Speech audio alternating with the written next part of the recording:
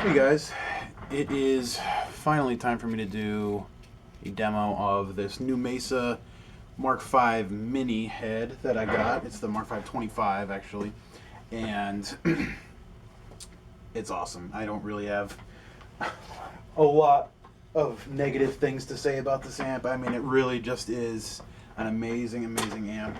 And before I talk too much, I'm just going to show you some tones. And right now I don't have anything mic'd up because just the way that I'm situated right now, I don't really have the option to because I don't have my computer here or anything like that. But I do have a section that I'm already finished with, having it recorded with the cab clone, so that'll definitely give you a good idea how the cab clone will sound, and it'll obviously sound a lot better too, so it's not just the camera mic. So unfortunately for now, I can't really do anything with mic and an amp. So let me just give you some clean tones, and then I'll go through and do some dirty tones. Right now I'm just using my Gibson Les Paul Jr. and it's just got a bare knuckle supermassive P90, and that's it. So let's do it. And just so I don't forget, I'm on the 10-watt section right now for both settings, and I do not have the foot switchable EQ on. I have it off for both of them right now, and I have the volume pretty low. It's probably at like a 1 out of 10. It can be a very loud amp if you want it to be.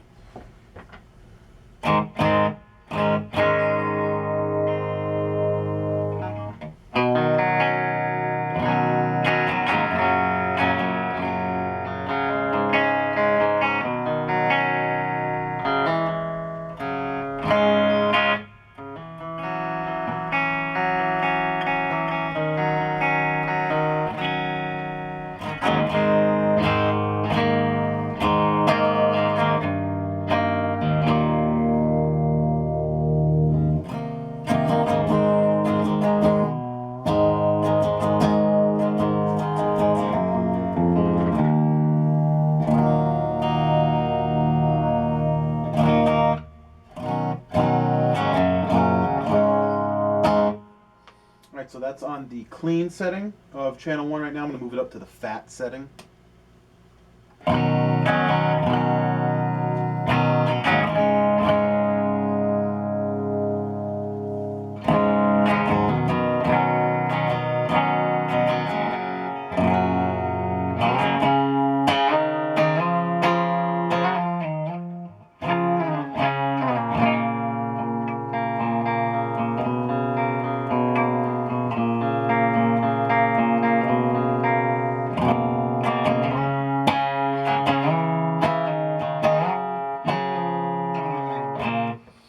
I definitely prefer the fat over the clean setting. Just gives it a little bit more body and reacts really well to adding some gain in there. But it really pushes the volume. I really like it with the cab clone especially.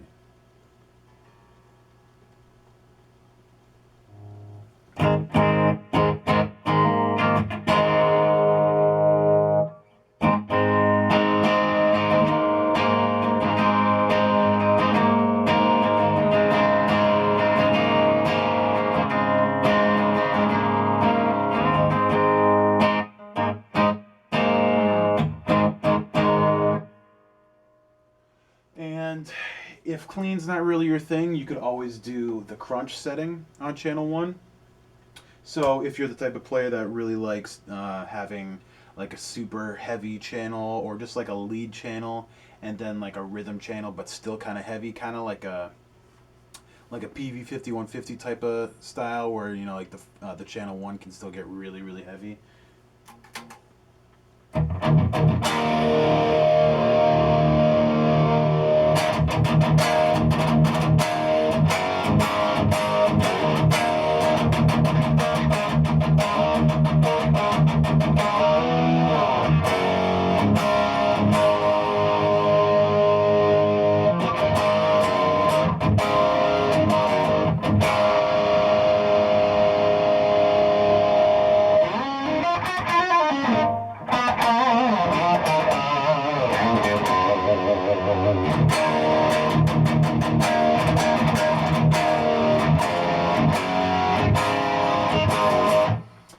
Not that anyone probably really cares, but I am in half step down tuning right now, just because I forgot to say.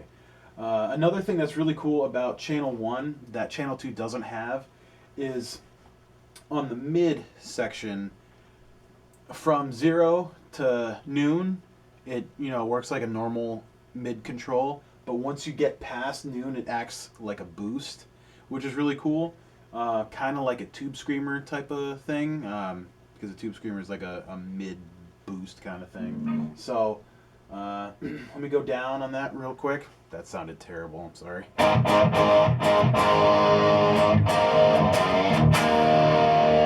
So that's at about maybe 3 out of 10. This is just before noon. And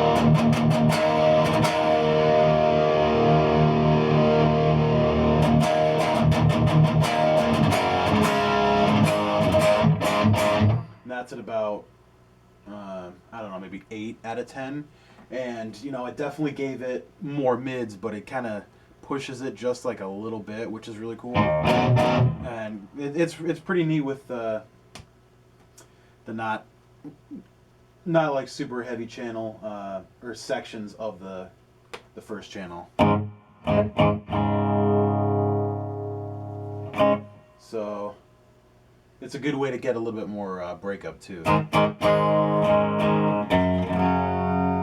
So that's with the mid at about maybe like 3 or 4 out of 10. Now it's at about 7.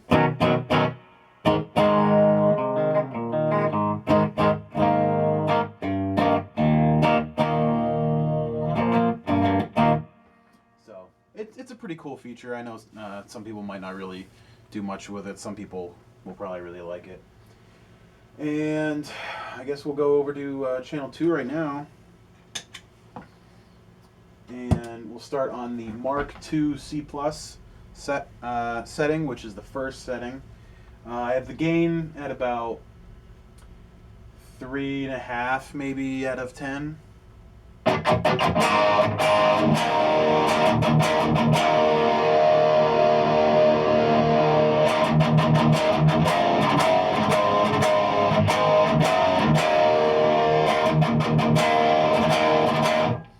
For the second channel, I definitely feel like having it on the 25 watt setting, at least through an amp, can definitely benefit you. It gives you a little bit more full sound, I think. So this is on the 10 watt setting.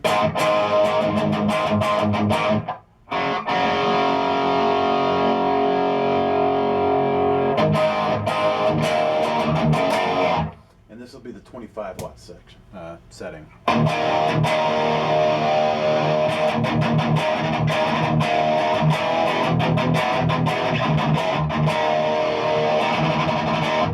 So definitely makes a difference. I'm back down to 10 watts now. I'm going over to the Mark IV section. Or setting. I keep wanting to say section.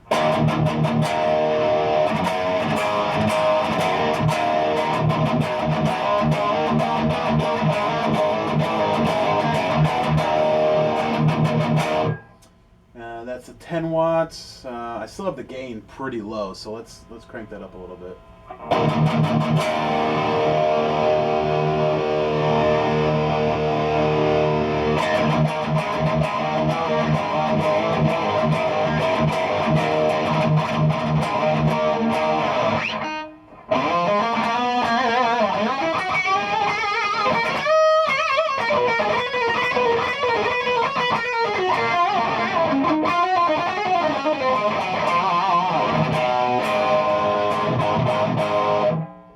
I think I'm out of tune.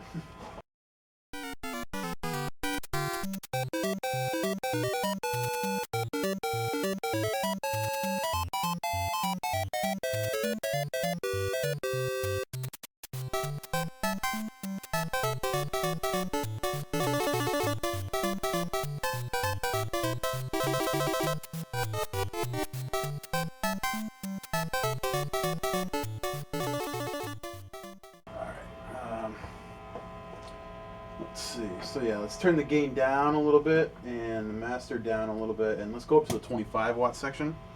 Setting. Jesus.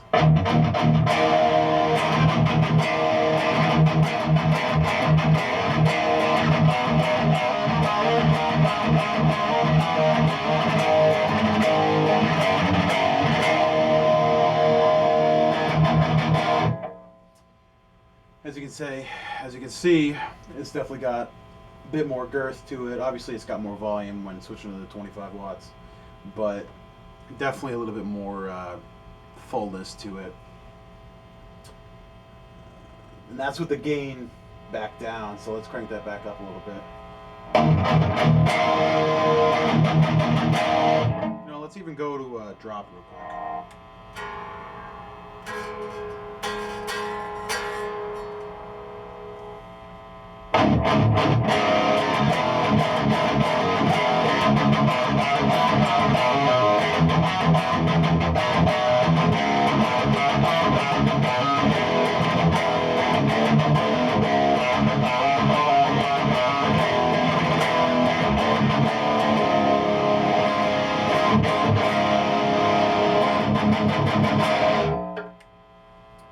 Alright, I'm turning the gain back down a little bit, going back to the 10 watt, and I'm going over to the final setting for channel 2, which is the extreme mode. I'm kind of just assuming it's just the Mark V mode, but it doesn't really say. I mean, it goes from Mark II C+ to Mark IV to extreme. Basically, it's just the Mark IV with a little bit more push to it, a little bit more punch. All three settings of channel 2 are very similar. It's just like going up in just body and power to them. So they all relatively sound the same, at least character wise. So basically you just have to figure out how much power you really want.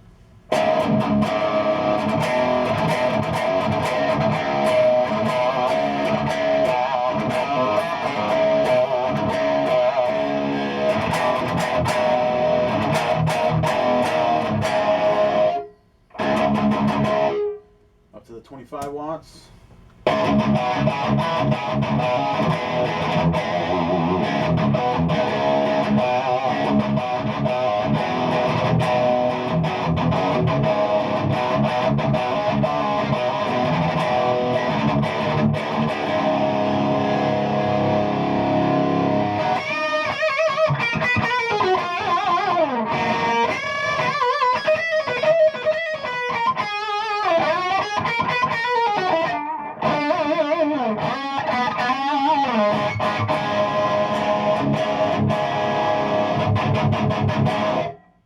So obviously, since I'm using a P90, it's definitely going to have a little bit of single coil-esque sound to it. If I was using a humbucker, like I actually am using in the other part of the video, it'll definitely sound a little bit more full too. So there's definitely a lot of things that'll affect your tone for this. But it responds really, really well to it. I mean, it's not going to sound the same no matter what guitar you're using through it. I mean, some amps can definitely do that. And that's actually one thing that this amp actually kind of does a little bit, you know, where single coils and humbuckers, you know, they sound a little closer, so there's maybe not as much dynamics to it. So I don't know, maybe that's just how I feel right now, since I haven't really played this in a week or so. But this isn't going anywhere, trust me. I know a lot of people were asking me why I got this when I already have, you know, a bunch of great heads already. And, you know, I have a reason for, you know, every choice that I make. This is still my baby. It's not going anywhere, like I said.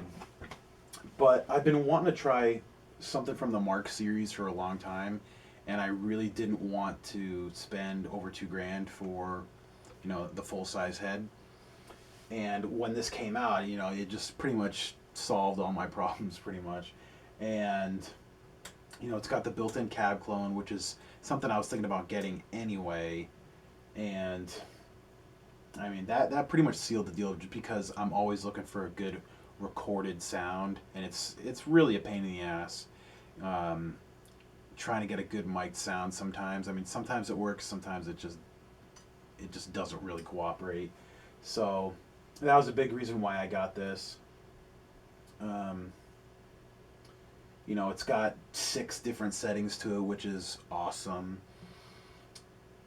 And I don't know, I just love Mesa Boogie. I mean, that's just my amp company. You know, like everybody's got their favorite. You know, some people love Marshalls. There's tons of Marshall players out there. There's tons of Fender players, and you know, I just love the Mesas. I mean, I know I have an orange over here. I know I have a PV over here, but those are on the back burner anyway. I mean, the orange is really just a backup, just in case sort of thing. Um, but it does sound great. And the PV is just something that I need to sell. I've been trying to sell for a while. So, I mean, nothing really to talk about there. I mean, great amp, it's just really not for me. And, you know, every time I use a Mesa Boogie, it's just perfect. It's just the sound I'm looking for every time. So, I will say, compared, I think this amp, this dual rectifier Roadster, I feel like it has a better character and a better just sound for the heavy the heavy tones. But I feel like the cleans I get out of this, and then like the kind of crunchy cleans I get out of this, I think I like better for the Mark V. So it's kind of a toss up. I mean, both of them are really really great. And one day I'll probably even do like a little comparison just for the hell of it. So um, hopefully you guys enjoyed the video. If you got any questions, I'll try to answer, you know, as best I can. And that's pretty much it. So thanks for watching, and yeah.